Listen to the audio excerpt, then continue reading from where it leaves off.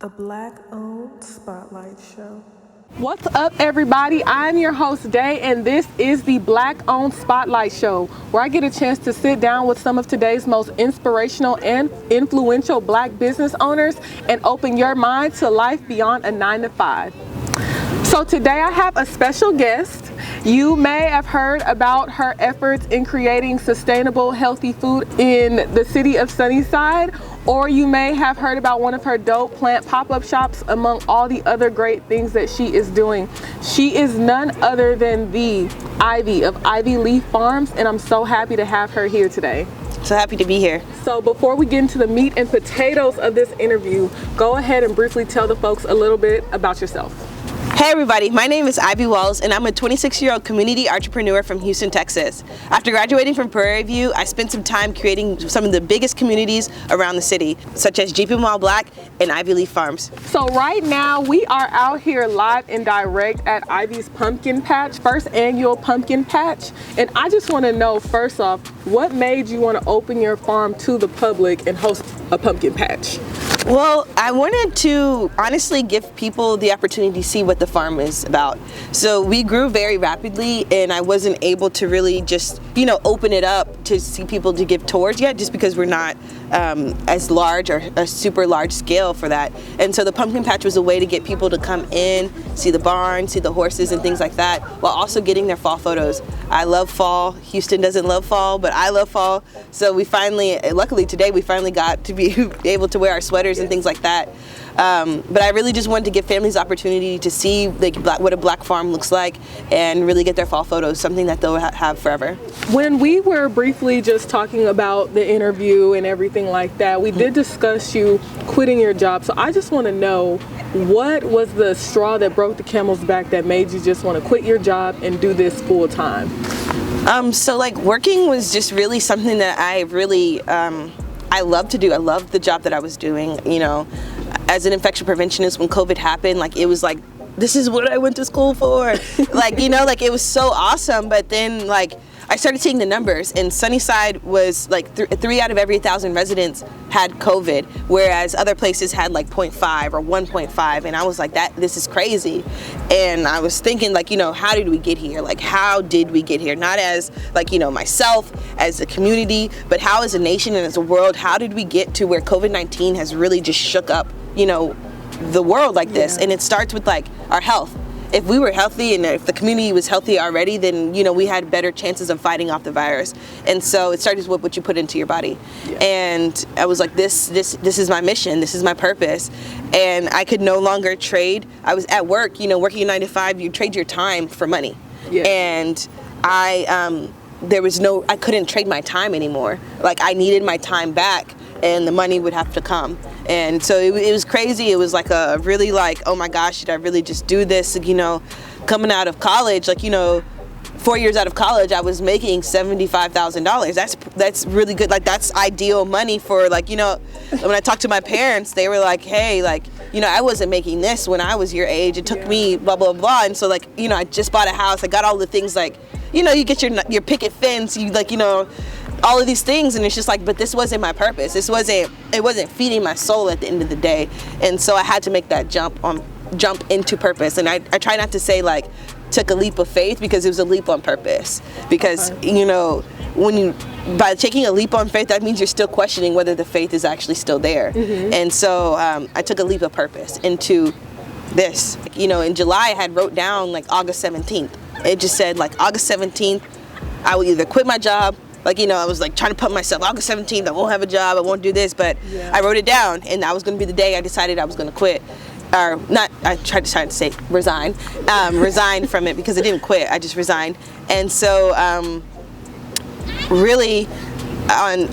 ended up resigning on August 3rd, and on August 17th was the first day I didn't have a job. And that's also the day I won the Beyonce NAACP grant. So it was just crazy, I woke up, the first day I woke up, it was wow, I really just did this, and then someone was like, do you know you're on Beyonce.com? And I was like, no, wait, I'm where? I'm where? And so I went on there, and I was just I just screamed. Like I literally was in bed and I just screamed because I was like, like, thank you. I would have been in tears. Like, yeah, no, I called my mom and I'm like, oh my gosh, I'm on Beyonce.com. Oh my gosh, like it happened. Like, you know, like I applied for a grant and it happened. Like it was just phenomenal to not only like think that I took my step out on myself, but like being backed by Beyonce and the NAACP. It's like, you know, like I'm supposed to be here. And that was like my full confirmation. Like, don't doubt yourself. Like you can do it. Yeah. No, and congratulations again. Thank you. Because that was huge. I know Prairie View, the city of Houston, everyone is standing behind you, and even more so when we saw that, like, so many people are proud of you. I know I've told you that before, but like, we're all rooting for you. Yeah, so. I really appreciate it. I really appreciate it. It means the world to me, like, to see people come out, to people support, like, continuously. Like, I've had pop-ups and, like, there's people who haven't missed a single pop-up. And that is what tells me, like, okay, you are walking into your purpose. You are doing something that is meaningful to others. Exactly. Definitely. So since shifting into being your own boss, what would you say right now, because I know, you know, you have many more years to go, but what would you say right now is the hardest part? I think it's just a balance. When you think about it, like, from K through 12, from college, like there's always a set structure that is already given to you. Like these are your classes, this is what you do, this is where you wake up, go to work, this is your lunchtime, this is lunch break. And so when you're your own entrepreneur, it's like you're just like floating in the wind. It's like, okay, well, do I get up? Do I, like, you know, like, do I check my emails at this time? So it's really creating that own structure and what is productive for me. So like now that I'm running a farm, it's full, you know, you're 7 days a week operations, where I was only working Monday through Friday. And I had my Saturday and Sunday, and it's like, okay, now I have this free time on a Wednesday. What am I supposed to do with it? Like, you know, like, and now, but Saturday I'm working the whole day. So it's really just finding a structure that really works and is a balance for not only like myself and getting myself my own time, but also giving the business enough time that it's actually excelling. So I think it's just structure is the biggest thing for any entrepreneur. What would you say a typical day on the farm for you is like? So it just depends. Like, honestly, the farm will tell you what it needs to be done in that day. You can wake up, the cow could be sick, the horse could be laying down, or you know, like the plants could be wilted over. So it's really like, you know, the first thing I do when I wake up is check my emails. I do the business side, check my emails, and then I come out here and check to make sure there was no pest or anything that, you know, may harm the garden overnight or harm the farm. Check on the feed the cow. So when she was bottle feeding, I would have to wake up at like 6 a.m. do a 6 a.m. feed. But I finally, in 6 a.m., 12 p.m. and a 12 p.m. and a 6 p.m. feed.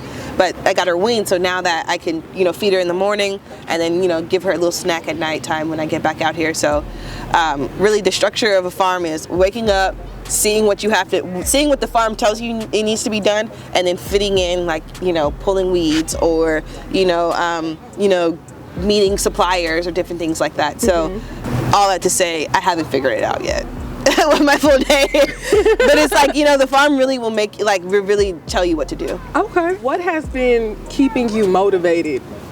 I think the biggest thing that keeps me motivated are the people, like the mission. I know that I need to eat healthy. I know my neighbors need to eat healthy. And so that's what keeps me going. It's really the mission, like neighborhood beautification and creating sustainable food for the neighborhood. All right, so you recently posted about anxiety and the anxiety that kind of comes with basically being your own boss and having all these opportunities come to you at once. Yeah. So how do you combat that anxiety? I think the biggest thing and what I had to learn is that ask for help. I was so used to, like, I had the operations running from like 9 to 5 and then 5 to 9 I'm doing, like, you know, this kind of work.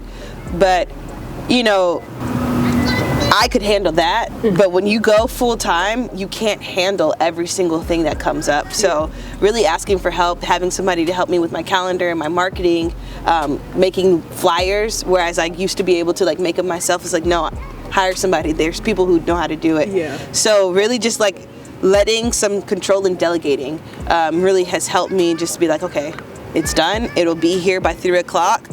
I don't have to do it, but it's here. Like, you know, it's already waiting for you. And so really just like asking for help and saying, like, right now I'm very anxious, and being open and really actually being transparent about it. I think as a community and as people, we tend to like try to be like, oh, like, you know, I'm gonna tough it out. And it's like, no, I'm vulnerable right now. Right now, I really need a moment. I really need some love. I really need, you know, grace. I really need some patience because like I'm really dealing with a lot. And so when you say that, you get it back. Like, but it takes saying it first. So really just being vulnerable and being transparent. Yes, no, I definitely empathize with that, especially the asking for help part, because I feel like just with the things I try to do, sometimes I think I can do it all, and then I'm like, I'm tired. Exactly. It's like you're exhausted. Like you can't do your best work when you're exhausted like that. Can't. So, yeah, like asking for help, because there's people who are willing to help, and there's people who actually like do it for a living. Yeah, and I saw a meme, and it said something to the effect of your dreams aren't big enough if you don't need help. Exactly. So, like at first it was like, if it doesn't scare you, but no, you need help. Like you can't run a multi-corporation with one person. Like you need, like that's why there's CEOs, COOs, all like, you know, chief of operations, chief of like, you know, you have people who do absolutely everything. Financial officers, like you can't do it all. And so as you choose to scale up, and as I want to scale up, I need to bring on people and team members who have the capabilities that I don't have. And you know, like it's not a one-woman show anymore. This is farms. Like there's an S at the end. It's not like, you know, like it is full scale. So does that mean you're hiring? Maybe. Hopefully, as if I can keep up, like, you know, with the fundraisers and keep up with like the funds going and keep it moving, then definitely. Like I hire like my cousins, like, you know, to help me move pumpkins and things like that. But I really am looking for a full-time like farm hand. Okay. Well, you heard it here first. Definitely. Full-time farm hand. Definitely. So typically when we're doing things that we love and it becomes work, sometimes it's easy for us to lose the joy in that work. How, well, before I ask how, has that happened to you yet? In a way, like where it was like kind of like peaceful, like, or if this plant dies, like it's like, okay, well, what can I do next time? But now, like when a plant dies, it's like, okay, that's a family I couldn't feed. That is something I couldn't do to, you know, help others. And so really like taking that on and like one, having grace with myself and realizing, okay, you're doing this for the first time. It's trial and error. Like it's okay. But this is what we need. You need to research and figure out how it can't happen again. And so the way I keep myself and keep the joy inside of it is basically like trying new things. So I really don't really like animals that much, but I push myself to get a cow. What? Like I'm not a fan. Like growing up, like I was not the one like to play with the dogs, play with the horses. I still barely get on horses, but I pushed myself to get a cow, which is very new. Something that I like, you know, we had one growing up, but I wasn't the one feeding it or taking care of it, or really like, you know, was cognizant of its day-to-day actions. So like getting the cow brought some joy to me, because it's like, okay, now I'm figuring out something new, and I'm also accomplishing and getting over a fear or getting over like this contempt that I had for animals. And so things like that, definitely just trying new things, flowers, like bringing in things that I've never tried before, but that also can bring joy to other people. Do you have any self-care tips for young entrepreneurs or just people in general that are new to owning their own business? Definitely take some time for yourself. Take some time to make a business plan. Write out your growth pattern. Like, so if this is where you want to be, whether even it's like that week, this is what I want to accomplish this week. Write it down, and it'll take the anxiety off of like thinking about a million things. Write it down and make a business plan. Any advice for anybody that is thinking about quitting their 9-to-5 and pursuing their passion full time? I would say make sure it's your passion. Make sure that you have the tools. So I can only speak from my perspective, but everything lined up so perfectly that I didn't have to suffer in order to follow my passion. So not saying that like you won't suffer for your passion, but if you know that, like, you know, you wouldn't quit your job to be a circus clown, and you haven't if you have no, like, you've never been to circus school, you don't know, you don't have a community, you don't have people who are going to support you. You're not, like, you know, ideas of you being the top circus clown is not like, you know, so it's like stay in your lane. Like don't try to resign and leave something that is sturdy for you until you have literally built a foundation to jump onto. So had I not already had like this already set up, or I already had like, you know, I had already had the GoFundMe going, I had like that was my like push. The grant added onto it. All of the other things came after I already took the jump. So make sure everything is lined up. Don't be a fool. Like I think that's the biggest thing is people get into things, or they say, oh, this is my passion, and you haven't gone through the 15 other business ideas, the 15 other plans, the 15 other failures before you get to where you're at. Well, I really want to thank you so much, Ivy, for taking this time, especially in the middle of your pumpkin patch, to sit down and talk to me. And I really wish you the best with your farm. And I hope that this interview inspires anybody that's watching this to go ahead and get up off your butt and do something for yourself and your community. It starts with you. That's the biggest thing. If you see a problem in your neighborhood, you see a problem in your environment, if you see a problem in social media, see a place that you're not seen, create the environment that you would want to be in. Create the environment that you would want to be loved from, and that is the best way. And I think that was the best way to end this interview. So I am Day, and I'm Ivy. And I want to thank you guys for tuning in to the Black Owned Spotlight Show.